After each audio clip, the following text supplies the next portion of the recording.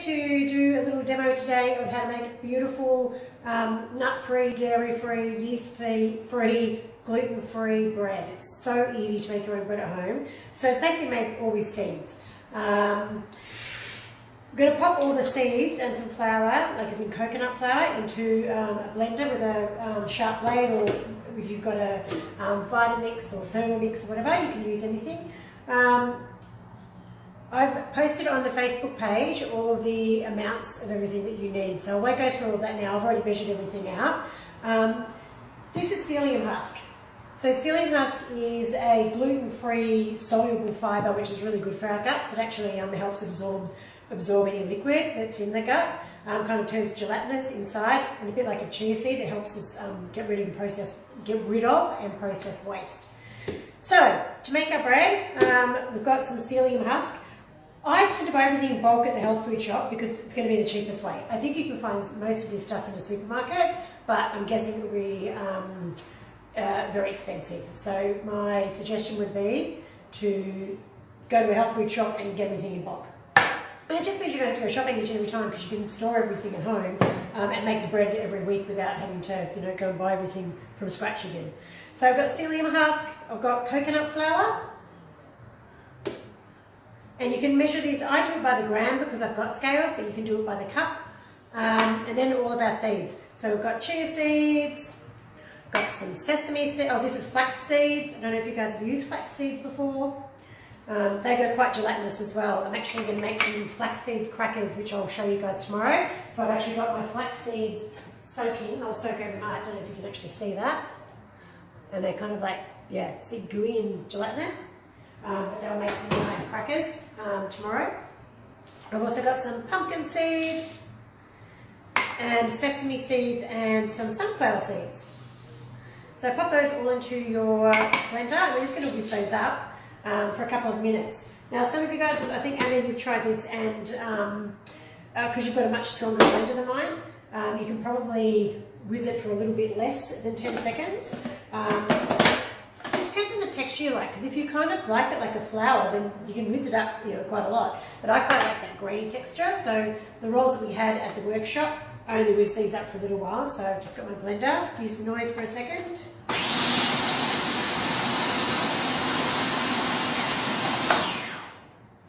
Enough. I think that was about 5 seconds maybe. As I said, you can't really get it wrong. It's just a personal preference, really. So then we've got all of our seeds in the blender. Now we're going to just transfer those into a big bowl, because we're going to, this is sort of like our dough mixture, our seed dough mixture. So just use that in a big bowl, tip all that in. Now into that we're also going to put some baking powder and some coconut sugar, just a tablespoon of that. This is not precise, like you don't have to measure everything exactly, it's not a cake, so it's a bit hard to get it wrong really, and some salt. The other thing to bear in mind is that if you haven't got some pumpkin seeds, use double chia seeds or whatever. I kind of interchange all the seeds depending on what I've got in the house.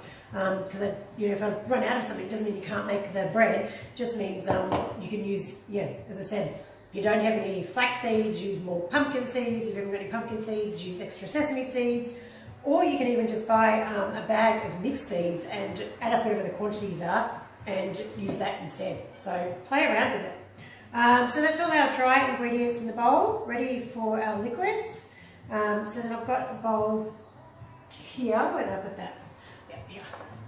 So this is just a bowl, and I've already whisked. It's got 450 mils of water and 3 eggs and some apple cider vinegar, about a tablespoon. And so I'm going to add that to the the dry ingredients. And I just whisked that with a fork to get the eggs. And last but not least, some 2 tablespoons of melted coconut oil. And that's it. Now we're just going to stir it around. You don't have to use your hands, I just tend to. And we mix that all around. What we're going to do is let that sit for 2 minutes, and it allows the psyllium and the seeds to soak up all of our liquids. There we go, so I don't know, that's the texture there. I don't know if you guys can see that very well. So yeah, it's kind of runny and gooey, just like, yeah. So just let that sit there for a couple of minutes.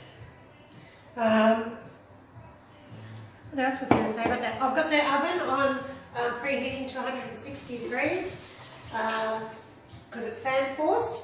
And I've also, we're going to do a loaf today. We did rolls the other day at the workshop, and I think some of you guys have done rolls at home, but it's exactly the same whether you're going to do, you can do little round rolls, you can do long rolls, you can do baguettes, and you can do a loaf of bread. So I'm going to do a loaf today.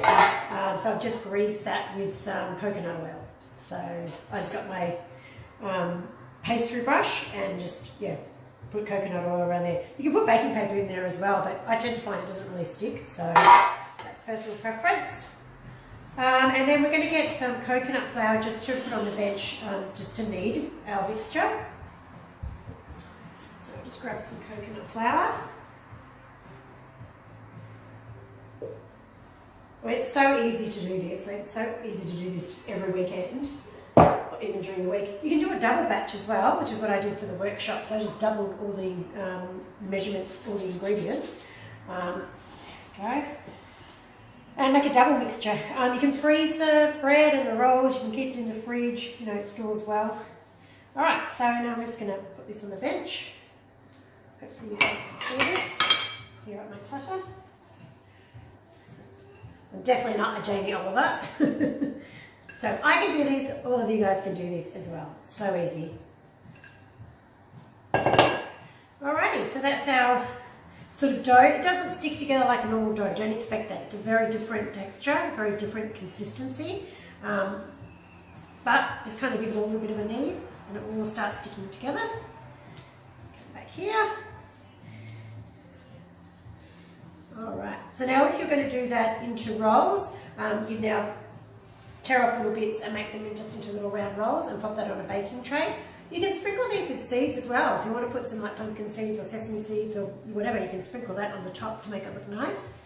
But I'm going to do a loaf. And so all I need to do is put it into one big round ball. As round as you can get it, really. So you can see it sticks together pretty well. That's my beautiful seed loaf.